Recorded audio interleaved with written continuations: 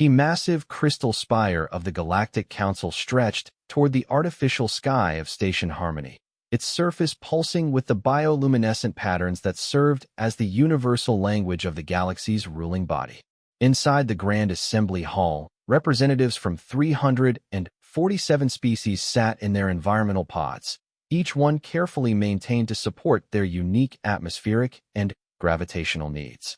Ambassador Zethric of the Valdani hegemony stood at the central podium, his four arms gesticulating wildly as his translator box converted his chittering language into the common tongue. The Terran problem has grown beyond acceptable parameters, he declared, his compound eyes reflecting the chamber's ambient lighting.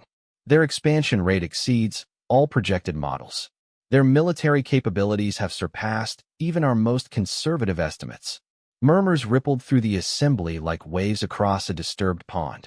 The Terrans had been a concern for the past 50 standard cycles, ever since they had somehow managed to reverse-engineer faster-than-light travel from the wreckage of a Kytherian scout ship that had crash-landed on their primitive world. What should have taken them centuries of careful guidance and controlled technological advancement had instead happened in mere decades of reckless experimentation and innovation. Counselor Vex Prime of the Silicon Collective processed the data streams flowing through the chamber's quantum network. The numbers were indeed troubling. Terran colonies now numbered in the thousands, spreading across 17 sectors of previously uninhabited space. Their ships, crude but effective, moved through hyperspace with an efficiency that defied conventional understanding. Most disturbing of all, they had somehow managed to weaponize technologies that other species considered purely industrial or scientific. The humans reproduce at an alarming rate, continued Ambassador Zethric, his mandibles clicking with agitation. Their average lifespan may be short by galactic standards, but they compensate with a breeding cycle that produces multiple offspring in rapid succession. Each generation seems more capable than the last, more willing to push boundaries that other species respect. Elder Thessarian of the Psion Dominion floated in her containment sphere, her ethereal form shimmering with barely contained mental energy. Through the psychic relay network, her thoughts reached every mind in the chamber. They are remarkably resistant to mental influence. Our standard pacification techniques prove ineffective against their neural architecture. They seem to possess an inherent suspicion of external mental contact that borders on paranoia. The chamber fell silent as the implications sank in. For millennia, the Galactic Council had maintained order through a careful balance of technological control, economic dependency, and, when necessary, subtle mental manipulation. Species were brought into the galactic community gradually, their development carefully guided to ensure they would fit into the established hierarchy. The humans had bypassed all of these controls. High Chancellor Morvek, an ancient being whose species had been among the founding members of the Council, spoke for the first time during the session. His voice carried the weight of 10,000 years of accumulated authority. Show us the latest intelligence reports from the Terran border worlds. The chamber's central hologram flickered to life, displaying a three-dimensional map of local space. Red indicators marked confirmed Terran colonies, while yellow markers showed suspected human presence. What had once been a small cluster of worlds around Sol had exploded outward in all directions, creating a sphere of influence that now bordered Council space along multiple vectors. Here, Zethric highlighted a sector on the rim of Valdani territory. They have established what they call New Texas. Our xenological surveys indicate they have managed to terraform a world with an atmosphere toxic to most galactic species, yet they thrive there. Their industrial output from this single world exceeds that of 3 Valdani manufacturing hubs. More markers appeared on the display. New Shanghai showed massive orbital shipyards that rivaled the Council's own military construction facilities. Neo-Moscow had become a trading hub where humans dealt directly with non-Council species, completely bypassing the established commercial networks that kept the galactic economy under Council supervision. Commander Kael'thos of the War Council stepped forward, his scaled hide bearing the scars of a dozen military campaigns. Their fleet composition defies all tactical doctrine. They favor smaller, faster vessels over the massive dreadnoughts that have dominated space warfare for centuries. These ships are heavily armed, but lightly armored, relying on speed and numbers rather than defensive capabilities. Our war games suggest they could overwhelm a traditional battle fleet through sheer attrition. But surely they cannot match our technological superiority, interjected Fabricator Prime Kell of the Mechanic Union. Their ships are primitive constructs of metal and ceramic. They have not even achieved basic nanotechnology or quantum computing. Kelthos activated another display showing wreckage from a recent skirmish. This is what remains of a Kytherian heavy cruiser after an encounter with a human patrol squadron. Notice the blast patterns. They have somehow weaponized their primitive fusion reactors, creating projectile weapons that can punch through our standard shielding. Their lack of sophisticated technology actually works in their favor, making their weapons unpredictable and difficult to defend against. The silence that followed was broken by a new voice. Ambassador Rail of the Peaceful Collective, one of the few species that had attempted direct diplomatic contact with the Terrans, activated his communication array. The humans refused to acknowledge our authority. They claimed they were never informed of Council jurisdiction over this galaxy, and therefore do not recognize our right to regulate their expansion. Preposterous. Zethric's translator box squealed with indignation. The Council has governed galactic affairs for over 50,000 years. Every sentient species must submit to our oversight for the good of all. The humans appear to have a different perspective on sovereignty and self-determination, Rail continued calmly. They view our offer of guided membership as an attempt at subjugation. Their representative stated, and I quote, "We didn't crawl out of the caves of Terra just to bow down to a bunch of aliens who think they know what's best for us." Elder Thessarian's mental voice carried a note of concern. Their psychological profiles are unlike anything in our xenological databases. They exhibit extreme loyalty to their own species while maintaining deep suspicion of external authority. They seem to view conflict as a natural state rather than an aberration to be avoided. Most disturbing of all, they appear to actually enjoy the challenges we present to them. High Chancellor Morvek had been processing the mountain of data flowing through the chamber's networks. When he spoke again, his ancient voice carried a gravity that commanded absolute attention. The human expansion is not random. They are deliberately avoiding our core territories while establishing positions that will allow them to control key hyperlane junctions. They are cutting us off from the outer rim territories. The holographic display shifted to show projected Terran expansion vectors. What had initially appeared to be chaotic growth now revealed itself as a carefully orchestrated strategy. Within 50 standard cycles, the humans would control the major trade routes between the Council's central worlds and the resource-rich outer systems that fed their economy. They're not just expanding, Morvek continued, his tone growing darker. They're positioning themselves to strangle our supply lines. This is not the behavior of a primitive species stumbling around in space. This is a calculated military campaign disguised as colonization. Counselor Vexprime's mechanical voice cut through the growing tension. Analysis of human communication patterns indicates they have been studying our public records for decades. They know our weaknesses, our dependencies, our internal disputes. They have turned our own transparency against us. The chamber erupted in alarmed chatter as the full implications became clear. The humans had not just rejected Council authority. They had been planning to challenge it from the moment they achieved interstellar travel. Ambassador Zethric called for order, his four arms spread wide. The situation is clear. The Terran species represents an existential threat to galactic stability. They cannot be reasoned with, they cannot be controlled, and they show no respect for the natural order that has maintained peace for millennia. "What do you propose?" asked Fabricator Prime Kell. "Economic sanctions," declared Trade Minister Helix of the Commercial Consortium. "Cut them off from galactic markets. No species can survive in isolation." Commander Kelthos shook his head, sending ripples through his neck frills. Intelligence reports indicate the humans have been developing trade relationships with non-council species. They are creating their own economic network.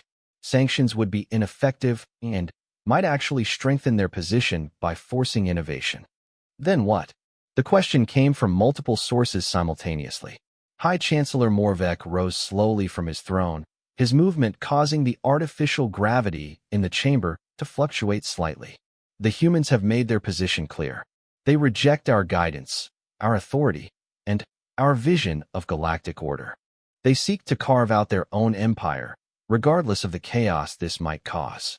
He paused, letting the weight of his words settle over the assembly. Therefore, the council must make a choice. We can allow this cancer to metastasize until it destroys everything we have built, or we can exercise our responsibility as the guardians of galactic civilization. The vote was called with ancient ceremony. Each species cast their decision through quantum encrypted channels, their choices weighted by their contribution to the council and their standing in the galactic hierarchy. The result was displayed in the ancient mathematical language of the Builders, the mysterious species that had first established the council eons ago. The decision was unanimous. By the authority vested in this council by 50 millennia of faithful stewardship, High Chancellor Morvek intoned, the Terran species is hereby declared a threat to galactic stability. All member species are directed to cease contact with human entities. Trade, communication, and travel between council space and Terran territories are suspended indefinitely. He paused, his next words carrying the weight of inevitability. Furthermore, the Council hereby authorizes the use of all necessary measures to contain the Terran expansion and bring their territories under proper galactic governance. The War Council is directed to begin immediate preparations for a corrective action. The crystal spire pulsed with a deep red light as the decision was transmitted across the galaxy. In 1,000 different languages, on 10,000 different worlds, the message was clear. Humanity had been judged and found wanting. Admiral Sarah Chun stood on the bridge of the TS Defiance, her weathered face illuminated by the blue glow of the tactical displays surrounding her command chair. At 63, she had already lived longer than most humans who chose careers in deep space, but the fire in her dark eyes burned as bright as any recruit fresh out of the Naval Academy on Mars. Signal from home base, Admiral, reported Communications Officer Torres, her young face serious as she processed the encrypted transmission. Priority Alpha from High Command. Chen nodded curtly. Priority Alpha meant one thing. The politicians had finally managed to get them all killed. Put it through to my ready room, scrambled channel. Commander Harrison, you have the bridge. The ready room adjacent to the bridge was Spartan by the standards of most galactic navies. Humans preferred function over form, and the room contained only what was necessary: a desk, a few chairs, and a wall display that could project everything from star charts to family photos. Chun activated the secure channel and watched as the image of Fleet Admiral Marcus Rodriguez materialized before her. Sarah, I'll get straight to the point. The Galactic Council has declared us enemies of galactic civilization. They're cutting off all contact and preparing for what they're calling a corrective action. I assume you can translate that as well as I can. Chun felt her jaw tighten. She had been expecting this for months, ever since the intelligence reports started flowing in about increased Council military activity along their borders. What's our status with the independent species? The ones that aren't part of the Council's little club? Mixed bag. Some are scared and pulling back. Others see this as an opportunity to break free from Council economic domination. The hegemony of free traders has officially declared neutrality, but they're still honoring existing contracts. The Wanderer fleets are keeping their distance, but they're not hostile. Rodriguez's expression grew grimmer. Intelligence estimates were facing a combined force of at least 3,000 capital ships, backed by support fleets that could number in the tens of thousands. They have control of the major hyperlane junctions and industrial capacity that dwarfs ours by orders of magnitude. And our assets? Officially? 437 capital ships, spread across 17 sectors. Our advantages are speed, unpredictability, and the fact that we've been planning for this exact scenario since we first figured out what the Council really was. Chen allowed herself a thin smile. Unlike most species that had achieved interstellar travel through gradual Council guidance, humanity had reverse-engineered their technology from crashed alien ships. This had given them a unique perspective on galactic power structures, particularly how those structures could be exploited or bypassed entirely. The Council's been governing through consensus and established doctrine for 50,000 years, she mused. They've never faced an opponent who didn't play by their rules because they've never allowed a species to develop outside their control system. Exactly. Which brings me to why I'm calling you specifically. Operation Prometheus has been approved. Chun felt her heart rate increase. Operation Prometheus had been her brainchild, a strategic framework she had developed during her years as a tactical instructor at the War College. It was based on humanity's oldest military wisdom. When facing a superior force, don't fight their war, fight your own. All of it. Everything. Phase 1 begins immediately. You have full operational authority for Outer Rim operations. Captain Williams will handle the inner sphere, and Admiral Nakamura is taking the deep strike package directly into Council space. Rules of engagement? There are no rules, Sarah. They want to contain us. Let's show them what an uncontained humanity looks like. The transmission ended, leaving Chun alone with her thoughts. She activated the ship's intercom and spoke to her crew of 3,000 souls. This is the Admiral. As of today, the Galactic Council has declared war on the human species. They believe we are a threat to their idea of galactic order. They're right.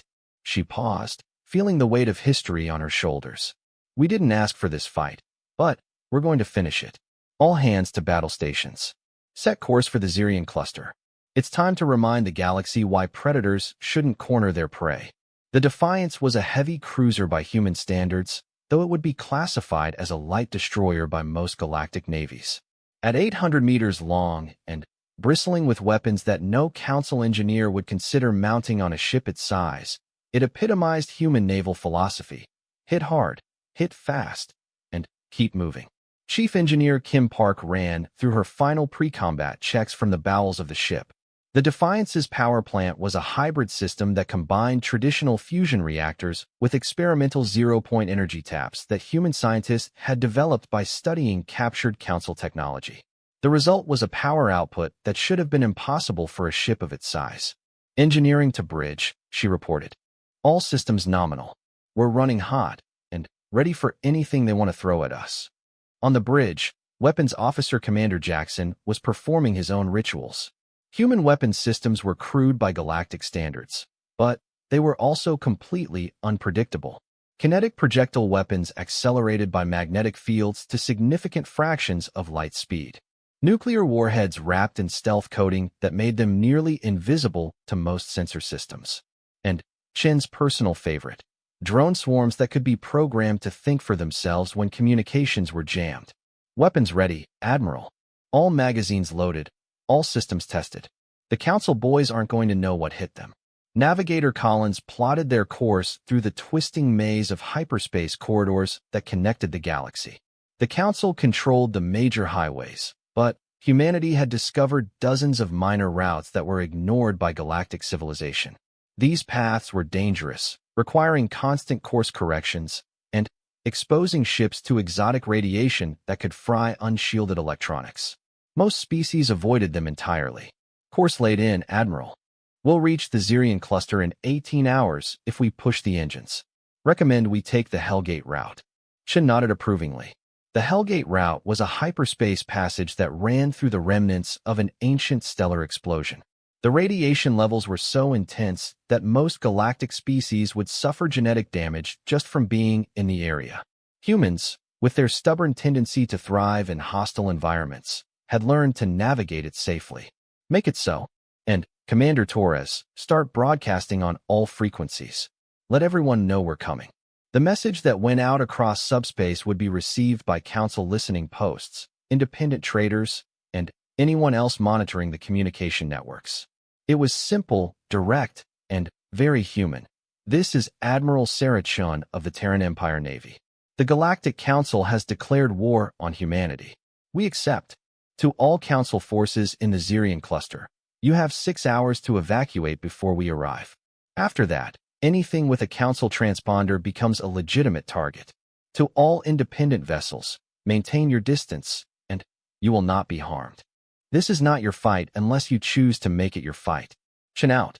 As the Defiance entered hyperspace, similar messages were being transmitted across the galaxy. Captain Williams was leading a strike force toward the heavily defended industrial worlds of the inner sphere, where Council shipyards had been working overtime to produce the fleet that would subjugate humanity. Admiral Nakamura had taken 30 of humanity's most advanced ships on a suicide mission to strike directly at Council core worlds, targeting the infrastructure that held their civilization together. But it was Chin's mission that would truly test the Council's resolve. The Zirian cluster was home to over 2 billion non-human civilians across 47 worlds. It was also the location of the Council's largest military supply depot outside their home systems. According to human intelligence, the depot contained enough weapons and equipment to supply their invasion fleet for years. More importantly, the Zirian cluster was where the Council had chosen to make their stand. Intelligence reports indicated they were massing nearly a quarter of their total fleet in the region, confident that their technological superiority and overwhelming numbers would crush any human force that dared to challenge them. They were about to discover that humans had been studying their tactics, their technology, and their psychology for decades. Every Council ship design had been analyzed, every strategic doctrine had been dissected, every cultural assumption had been cataloged and filed away for future reference. The Council believed in order, hierarchy, and the careful application of overwhelming force. They fought wars the way they governed, through consensus, established procedure, and the assumption that their opponents would recognize their natural authority. Humanity was about to teach them a very different way of thinking.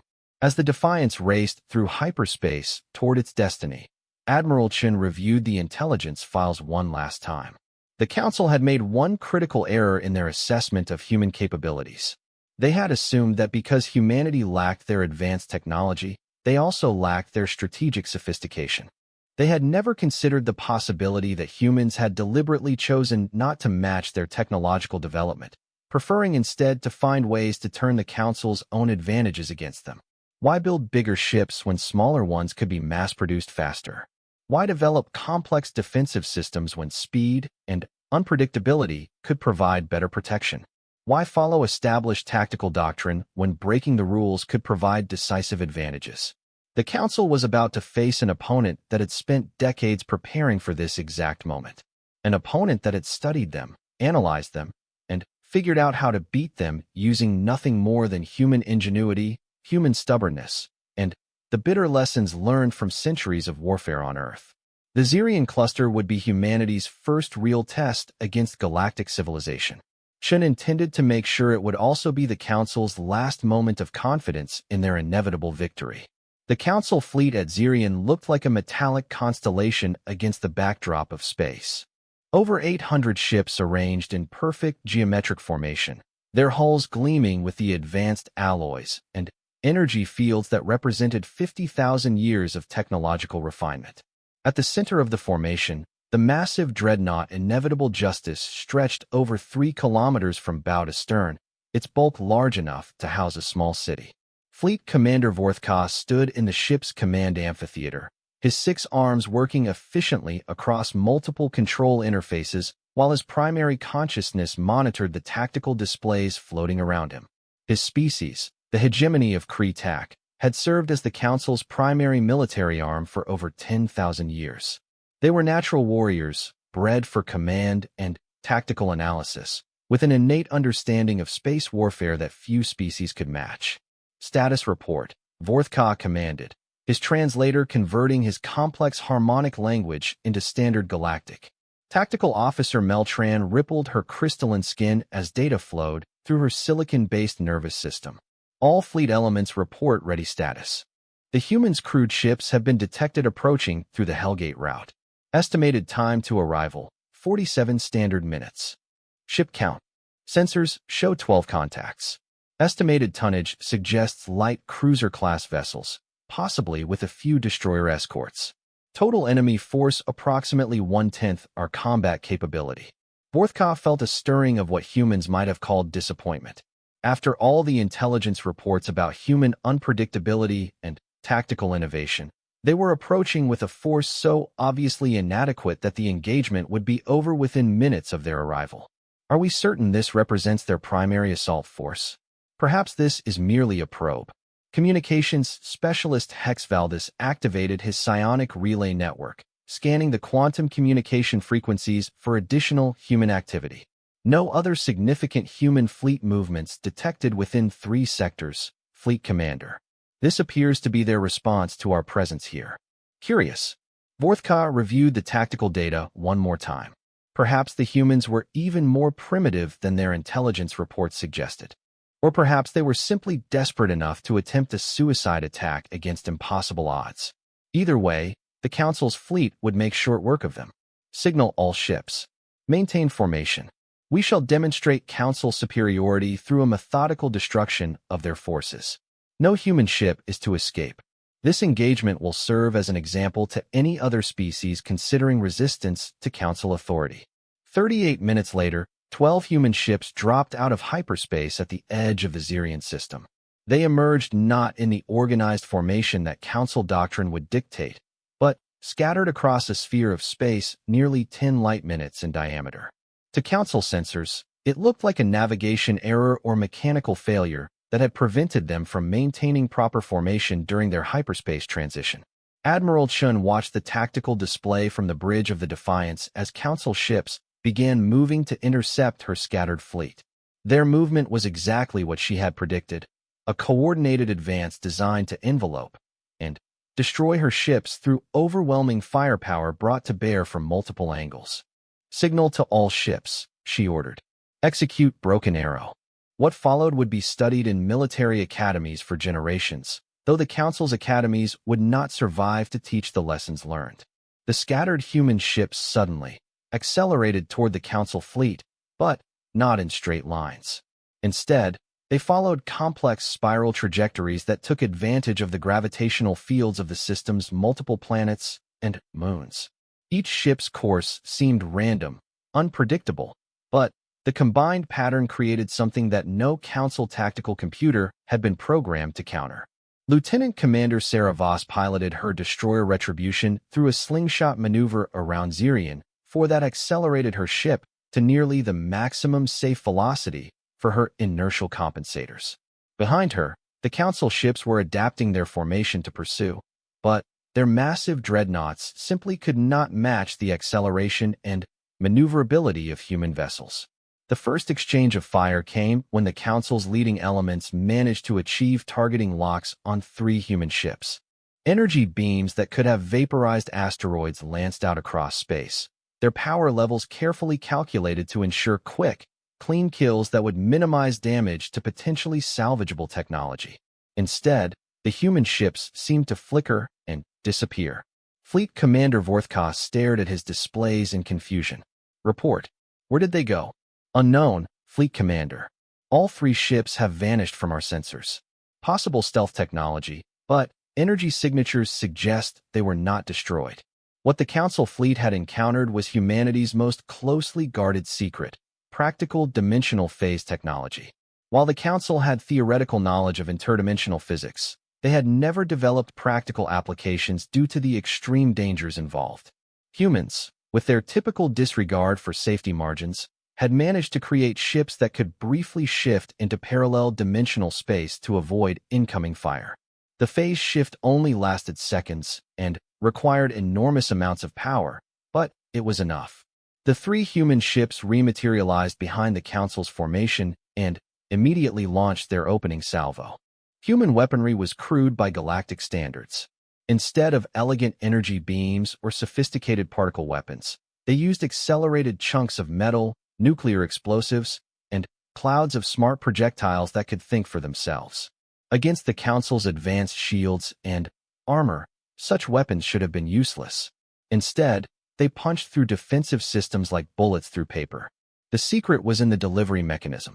While the Council had spent millennia perfecting their defenses against known weapon types, they had never considered defenses against weapons that existed in multiple dimensions simultaneously. Human projectiles were fired through the same phase technology that allowed their ships to avoid incoming fire, causing them to materialize inside Council shields at the moment of impact. The first Council ship to die was the heavy cruiser Eternal Harmony. Nuclear warheads materialized inside its reactor compartment and detonated simultaneously, causing a chain reaction that tore the 3-kilometer ship apart from within. The explosion was so sudden and complete that its escort vessels were caught in the blast radius, their own shields useless against the expanding ball of plasma and debris. Impossible. Vorthka's harmonic voice carried overtones of pure disbelief. Their weapons cannot penetrate our defenses. But the tactical display showed the impossible happening again and again. Human ships flickered in and out of normal space like ghosts, appearing long enough to deliver devastating attacks before vanishing again. Their weapons ignored shields, bypassed armor, and struck directly at the most vulnerable points of Council ships with surgical precision. More disturbing still was the realization that the humans were not simply attacking randomly. Each strike was carefully coordinated with the others, creating cascading failures that magnified the damage far beyond what the weapons themselves should have been capable of achieving. They were targeting specific systems, specific vulnerabilities, with an understanding of Council technology that should have been impossible for such a primitive species. Admiral Chun watched her tactical display as Council ships began to die in rapid succession. Each human vessel was outnumbered by nearly 70-1. But numbers meant nothing when your enemy could strike from another dimension and your weapons couldn't touch them in return. Time to acceleration burn completion, she asked her navigator. 47 seconds, Admiral. Signal to all ships. Prepare for Prometheus, unbound. If the Council fleet had thought the opening engagement was impossible, what happened next defied all understanding of physics and tactical doctrine. The 12 human ships suddenly changed course, abandoning their hit-and-run tactics to accelerate directly toward the center of the Council formation. As they did so, each ship began to pulse with energy readings that registered off the scale of most Council sensors. The truth was both simple and terrifying. Humanity had weaponized their own ships. Each human vessel carried experimental zero-point energy reactors that could be deliberately destabilized to create explosions comparable to stellar events. The ships were not just delivery systems for weapons. They were weapons themselves, guided by crews who had volunteered for suicide missions to protect their species' future. But the Council fleet never had a chance to fully understand what was happening. As the human ships reached maximum velocity, they simultaneously engaged their phase shift technology one final time. Instead of briefly disappearing, they vanished completely from normal space-time. Fleet Commander Vorthka had exactly 3.7 seconds to realize that the human ships were no longer bound by conventional physics before 12 miniature supernovas materialized inside his formation. The inevitable justice, pride of the Council fleet, died in the first microsecond. The massive dreadnought's shields and armor were designed to repel external attacks, not to contain stellar-level explosions originating from inside its own hull. The ship simply ceased to exist, its constituent atoms scattered across several cubic light-seconds of space. Around it, the carefully organized Council formation disintegrated as ships that had served faithfully for centuries were reduced to expanding clouds of plasma. The few vessels that survived the initial explosions found themselves dealing with cascading system failures as their sophisticated technology was overwhelmed by levels of radiation and electromagnetic interference that their designers had never considered possible. In the space of 17 seconds, the largest Council fleet ever assembled outside their home systems was reduced to scattered debris and a handful of crippled survivors. From her command post on the planet Zirian Prime, Sector Governor Mel THYSS watched in horror as 800 of the Council's finest ships simply vanished from her tactical displays. The humans had not just won an impossible victory. They had demonstrated a willingness to sacrifice themselves that no civilized species could comprehend. "Get me high command," she ordered, her usually steady voice shaking with shock. "Priority Alpha transmission. Tell them we need everything. Everything they can send. The humans are not what we thought they were." But even as she spoke, new contacts were appearing on the long-range sensors. Human ships, dozens of them, emerging from hyperspace throughout the Zirian system. The 12 vessels that had destroyed the Council fleet had not been an invasion force at all. They had been the advance guard. Admiral Chun materialized on the main viewer of the surviving Council ships, her weathered face calm despite the magnitude of destruction that surrounded her. When she spoke, her voice carried the authority of a species that had just proven it could not be conquered through conventional means. "This is Admiral Chun of the Terran Empire. To all surviving Council vessels, you have 10 minutes to evacuate this system. After that time, any ship remaining in Xerian space will be considered hostile and dealt with accordingly. She paused, her dark eyes reflecting the fires of the destroyed fleet. And send a message to your high command. Tell them this is what happens when you threaten humanity. Tell them this is what they can expect from every human world, every human ship, every human citizen they try to subjugate. Tell them the Terran Empire hits back. The emergency session of the Galactic Council convened in chaos. For the first time in recorded history, the great crystal chamber of Station Harmony buzzed with panic instead of dignified debate. Representatives from dozens of species spoke simultaneously, their translator systems creating a cacophony of overlapping voices as each tried to process the impossible news from the Xerian system. High Chancellor Morvek floated above the assembly in his gravity throne, his ancient form trembling with barely contained rage. The holographic displays surrounding him showed tactical readouts that defied all understanding. 800 Council ships reduced to debris in less than 20 minutes by a force of 12 primitive human vessels. Order, he commanded, his voice amplified by psychic enhancers that carried the weight of absolute authority. There will be order in this chamber. The babble of voices gradually subsided, though tension still crackled through the air like electrical discharge. Ambassador Zethric stood at the central podium, his forearms trembling as he struggled to maintain his composure. His usual arrogance had been replaced by something none of his colleagues had ever seen before: fear. The reports have been confirmed by multiple sources, he announced, his translator box making his chittering voice sound hollow. The human fleet that attacked Xerian employed weapons and technologies that appear to violate fundamental laws of physics. Our tactical analysis suggests they somehow weaponized interdimensional phase technology. Murmurs of disbelief rippled through the chamber.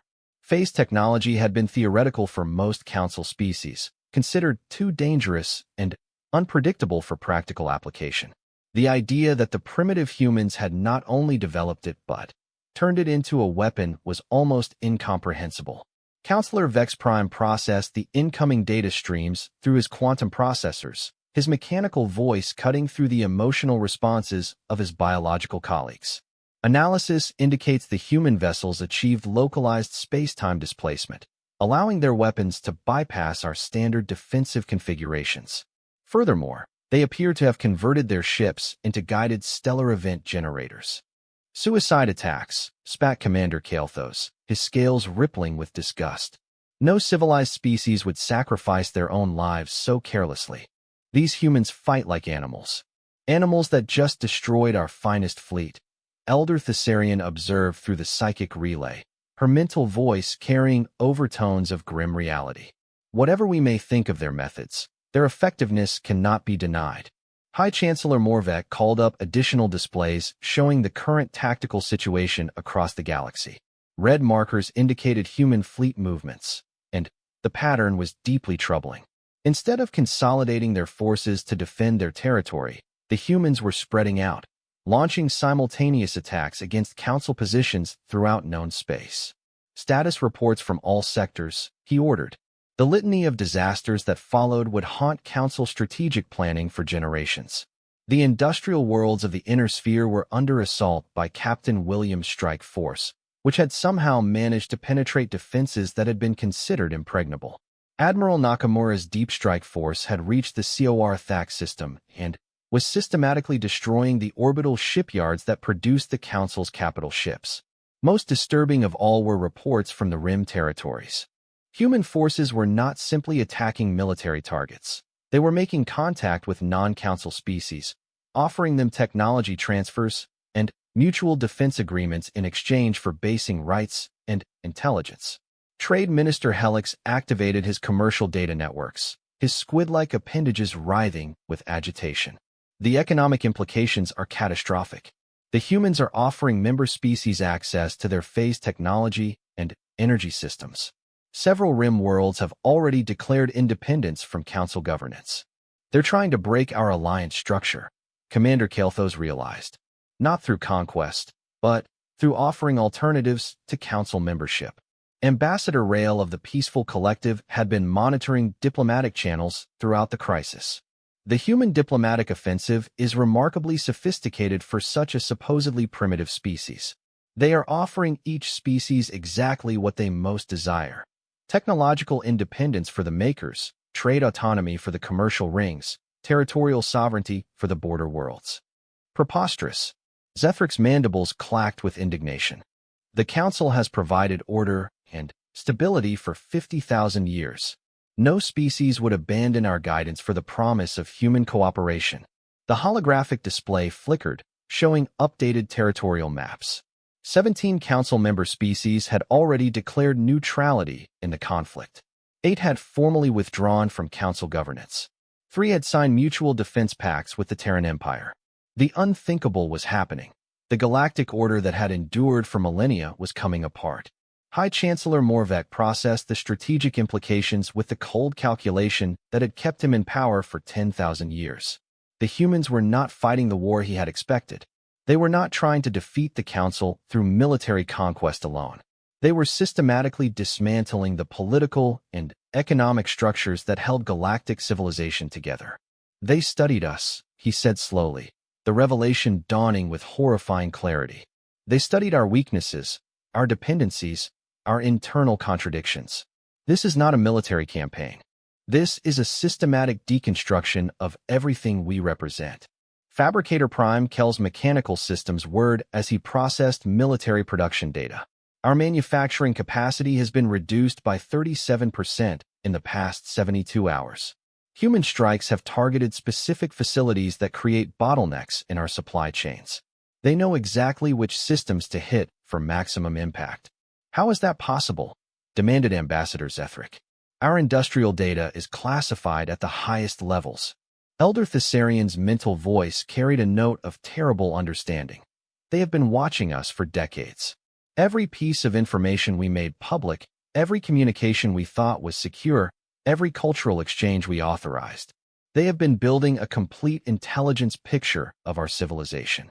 The chamber fell silent as the full scope of humanity's preparation became clear. This was not the desperate response of a species facing extinction. This was the execution of a plan that had been decades in the making. What are our options? High Chancellor Morvek asked his War Council. Commander Kael'thos activated tactical projections showing Council military assets. We retain significant advantages in total fleet strength and industrial capacity. If we consolidate our forces and abandon peripheral territories, we can create defensive positions that even human-phased technology cannot penetrate. That would mean abandoning 60% of Council space, Trade Minister Helix protested. The economic disruption would be catastrophic. Better economic disruption than total defeat, Kael'thos replied grimly. The humans have demonstrated they can destroy any fleet we send against them using conventional tactics. We must adapt or face extinction. Counselor Vex Prime interrupted with urgent data streams. New intelligence reports indicate human fleet movements toward the core systems. Estimated time to arrival, 48 standard hours. Impossible, Zethric chittered. The core systems are protected by the Great Barrier. No hostile fleet has penetrated that deep in recorded history. The Great Barrier was designed to stop conventional fleets using established hyperspace routes, Morvek observed. The humans have repeatedly demonstrated they do not limit themselves to conventional approaches. Elder Thessarian's psychic presence suddenly intensified, her mental voice carrying alarm. I am detecting massive psychic disturbances throughout the core systems. Something is interfering with the quantum communications network. The holographic displays around the chamber began flickering and distorting. Emergency backup systems activated as the primary communication relays started failing one by one. Within minutes, the Council had lost contact with their core worlds. Status report. Morvek commanded. Unknown interference source, reported the station's chief technician. All quantum communication channels are experiencing massive disruption. We cannot reach any Council facilities beyond the immediate local group. Ambassador Rail spoke into the stunned silence. I am receiving a transmission on primitive electromagnetic frequencies. The signal is originating from Council Prime itself. The main display activated, showing the face of Admiral Marcus Rodriguez of the Terran Empire Navy. Behind him, the distinctive architecture of the Council's capital world was clearly visible through what appeared to be the command center of their planetary defense grid. "Greetings, members of the Galactic Council," Rodriguez said, his calm voice carrying easily across the chamber. "Allow me to introduce myself. I am Fleet Admiral Rodriguez of the Terran Empire, and I am speaking to you from your own home world." The silence in the chamber was absolute. "You declared war on humanity because you believed we were a threat to galactic order. You were correct. Your order is based on control, subjugation, and the suppression of species that do not conform to your vision of civilization. That ends today." Rodriguez paused, looking directly into the camera with the confidence of a man who held all the cards. "I want to be clear about our position. We do not seek to rule the galaxy. We seek to free it. Every species currently under Council governance will be given the choice to determine their own destiny. We have disabled your communication networks, neutralized your defense grids, and secured your government facilities. No Council personnel have been harmed, but your ability to enforce your will across the galaxy has been permanently ended." The implications hit the assembled representatives like a physical blow. Somehow, while their attention had been focused on the dramatic battles at Zirian and other border systems, the humans had launched a surgical strike at the very heart of galactic civilization. "You have 48 hours to consider our terms," Rodriguez continued. "Withdraw all Council forces to your home systems. Acknowledge the independence of any species that chooses to leave your governance. Cease all attempts to enforce Council authority over non-member species. In return, we will withdraw from Council space and guarantee your territorial integrity. You will be free to govern your member worlds as you see fit, provided you respect the sovereignty of others." The transmission ended, leaving the chamber in stunned silence. High Chancellor Morvek floated motionless in his gravity throne, processing the reality that his 50,000-year-old civilization had been checkmated by a species that had achieved interstellar travel less than a century ago. Ambassador Zethric was the first to find his voice. "This is impossible. How could they have reached Council Prime without our detecting them?" Elder Thessarian's mental voice carried the weight of terrible certainty. "They used the same phase technology that destroyed our fleet at Zirian. They simply phased their ships through our defensive perimeter and materialized directly above our capital world. Then, we are defeated," Fabricator Prime Kel stated with mechanical precision. "If they can strike anywhere, at any time, without detection, no defensive position is secure." High Chancellor Morvek slowly activated his personal communication array. For the first time in 10,000 years of rule, he was preparing to do something no Council leader had ever done before. He was preparing to surrender. 6 months after the fall of Council Prime, the galaxy looked nothing like it had for the previous 50,000 years. The crystal chamber of Station Harmony, once the seat of absolute galactic authority, now hosted its final session as an independent governing body. Representatives from the remaining Council species sat in their environmental pods, but the familiar atmosphere of confident authority had been replaced by the subdued resignation of a civilization coming to terms with its new reality. High Chancellor Morvek floated above the assembly one last time, his ancient form appearing smaller and more fragile than ever before. The holographic displays that surrounded him no longer showed the vast territories once controlled by the Council, but rather a collection of independent worlds and species alliances that had emerged in the wake of humanity's Lightning Campaign. "The formal dissolution of the Galactic Council as a governing authority is hereby ratified," he announced, his voice carrying none of its former power. "Member species are released from all obligations and treaties. Council assets will be distributed according to the transition agreements negotiated with Terran Empire mediators." The vote was unanimous, but there was no celebration. The end of the galaxy's oldest institution was met with silence and the weight of historical inevitability. Ambassador Sarah Chun, now serving as the Terran Empire's chief diplomatic representative, stood to address the assembly. The same woman who had commanded the fleet that destroyed Council forces at Zirian now wore the simple uniform of a diplomatic corps officer, but her presence still commanded attention. The Terran Empire wishes to acknowledge the Council's contributions to galactic civilization over the past 50 millennia, she began, her voice respectful but firm. The technologies, cultural exchanges, and peaceful cooperation you fostered will not be forgotten. However, your time as the galaxy's governing authority has ended. She activated a holographic display showing the new political map of known space. Where once the Council had controlled nearly 90% of inhabited systems, now dozens of independent federations, alliances, and sovereign species territories created a complex tapestry of self-governance. The hegemony of free traders has established a successful commercial confederation spanning 47 systems.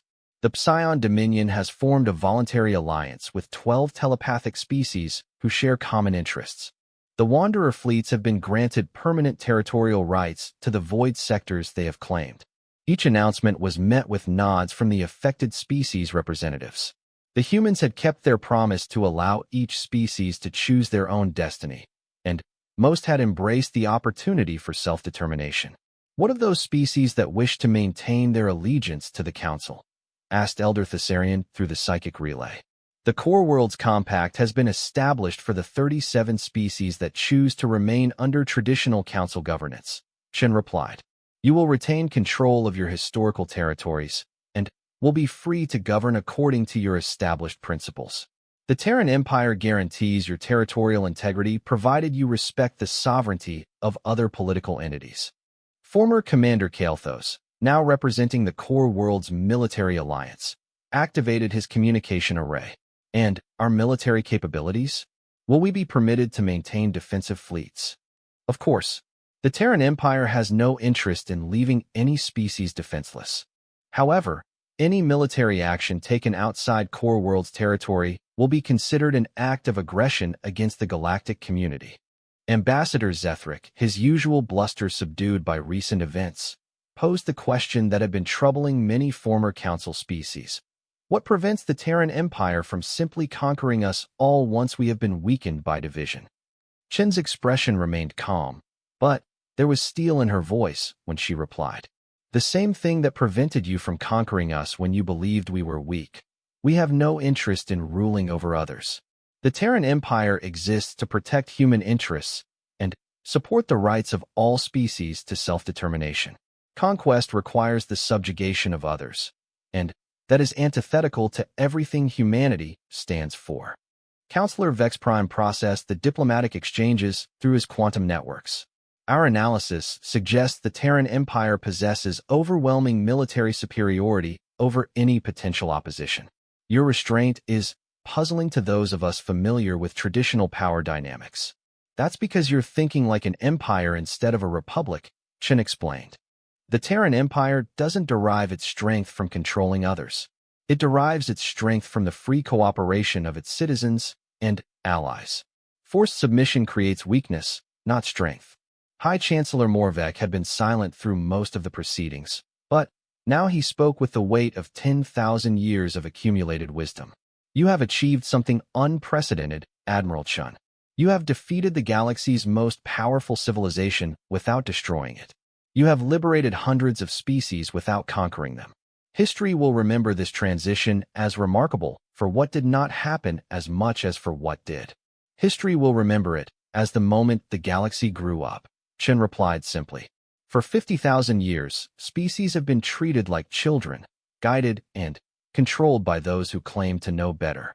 You've now been given the opportunity to prove you can govern yourselves. The formal proceedings continued for several more hours, covering the details of territorial transfers, trade agreements, and mutual defense arrangements. The Terran Empire had negotiated separate treaties with each emerging political entity, creating a complex web of relationships that replaced the Council's centralized authority with voluntary cooperation.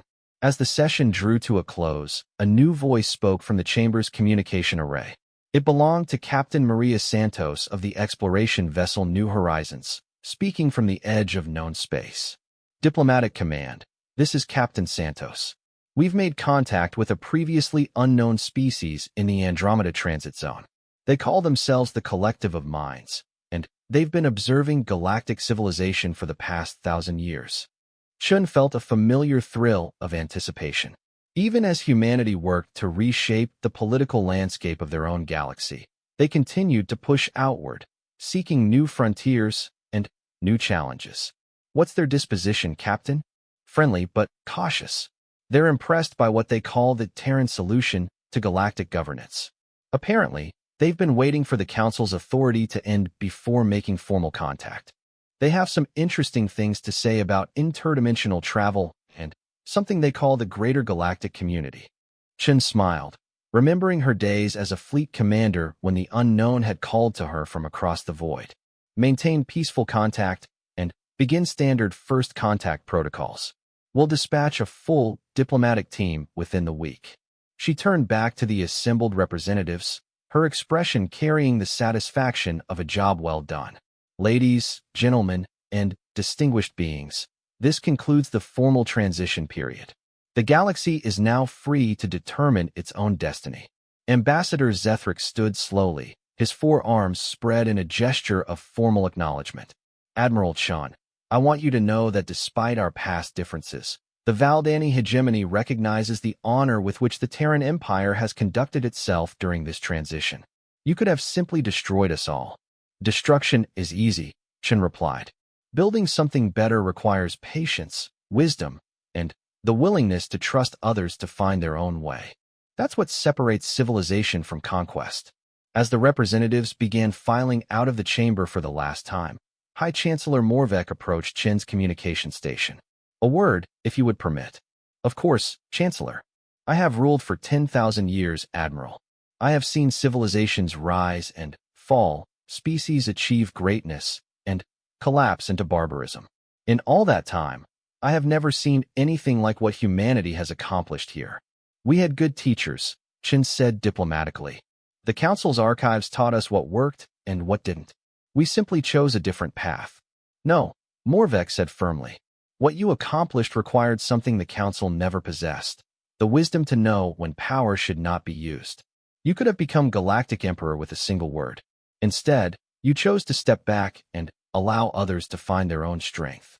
He paused, his ancient eyes reflecting depths of experience that span millennia. There is a saying among my people. The measure of true power is not what you can take, but what you choose to give. Today, humanity has demonstrated power beyond anything the galaxy has ever seen. 3 years later, Admiral Sarah Chun stood on the observation deck of Terra Station, humanity's new diplomatic headquarters orbiting Earth. Through the transparent aluminum windows, she could see the steady stream of ships arriving and departing. Trade vessels from the Free Traders Confederation, exploration ships from the newly independent Rim territories, and diplomatic transports carrying representatives from dozens of species. The galaxy had not become a paradise overnight. There were still conflicts, territorial disputes, and the occasional crisis that required mediation. But there were no more wars of conquest, no more forced subjugation of primitive species, and no more single authority claiming the right to rule over hundreds of diverse civilizations. Status report from the Outer Rim, reported Captain Torres, now serving as Chen's chief of staff. The Kytherian Federation has successfully negotiated a trade agreement with the Wanderer fleets. The Silicon Collective has opened 3 new research stations in partnership with human scientists. And the exploration vessel Discovery has confirmed the existence of at least 12 more civilizations beyond our current borders. Any of them hostile? Unknown. But Captain Rodriguez reports they seem more interested in trade and cultural exchange than conquest. Apparently, word has spread about the Terran solution to galactic governance. Several species have specifically requested contact with human diplomats. Chen nodded, feeling the satisfaction of a job well done.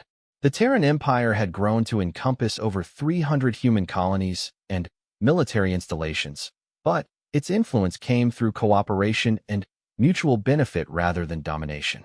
And the core worlds? Stable. Chancellor Morvek's government has successfully transitioned to the new reality. They've even requested human technical assistance in developing their own version of phase technology. Approved, with the usual safeguards. Any species that wants to defend itself should have access to the best technology available.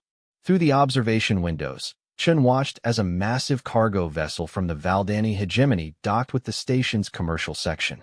Its holds were full of exotic materials bound for human colonies, while its return cargo would consist of human-manufactured goods that had become prized throughout the galaxy for their durability and innovation. The same species that had once demanded humanity's subjugation now eagerly sought human partnership, not because they were forced to, but because they had discovered that cooperation produced better results than domination. A communication alert chimed, and Chen authorized the connection. The face that appeared on her screen belonged to Admiral Marcus Rodriguez, now commanding the Terran Empire's exploration fleets. "Sarah, you need to see this. We've made contact with something incredible out here in the deep void. Remember that greater galactic community the Collective of Minds mentioned? We found them." Chen felt her pulse quicken. "Details? It's not just one galaxy, Sarah. It's hundreds of them. There's an entire network of civilizations out there, each one managing their own galactic cluster according to their own principles. And they want to meet the species that figured out how to end a 50,000-year-old empire without starting a war. When do we leave?" Rodriguez laughed, recognizing the hunger for exploration that had made Chen such an effective admiral. "Diplomatic mission departs in 6 months. We'll need to bring representatives from the major galactic powers. This is bigger than just humanity." After the transmission ended, Chen returned to watching the steady flow of ships outside her window. The Galactic Council had ruled through fear, control, and the assumption that others needed their guidance. Humanity had proven there was a better way, through example, cooperation, and the radical idea that every species deserved the chance to determine its own destiny. The galaxy was free, and humanity had shown that true strength came not from conquest, but from having the wisdom to know when not to conquer. The Terran Empire had hit back against tyranny not with overwhelming force, but with something far more powerful, the promise of a better future for all. And now, with the discovery of the greater galactic community, that future stretched out toward infinity, full of possibilities that no single species could imagine alone.